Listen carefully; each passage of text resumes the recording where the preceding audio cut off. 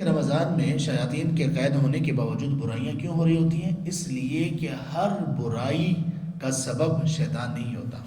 کچھ برائیاں ایسی ہیں جن میں اس برائی کا سبب ہمارا اپنا نفس ہے، شیطان نہیں ہے. اس لیے نبی مکرم صلی اللہ علیہ وسلم بڑے اہتمام کے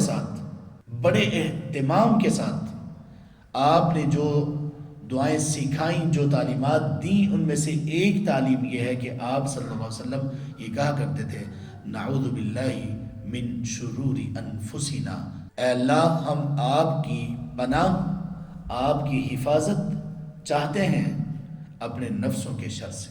جو شخص اپنے نفس کے شر سے بچا لیا گیا، بڑی امید ہے کہ وہ شیطان سے بھی بچا لیا گیا. اور جو بندہ اپنے نفس کے شر سے محفوظ نہیں رہا، شیطان کو کیا ضرورت ہے اس کو گمراہ کرنے کی؟ وہ پہلے ہی گمراہ ہے. ہم سارا ملبہ شیطان پہ ڈال دیتے ہیں. ہم کہتے ہیں کہ جو ہو رہا بس شیطان کی وجہ سے ہو رہا.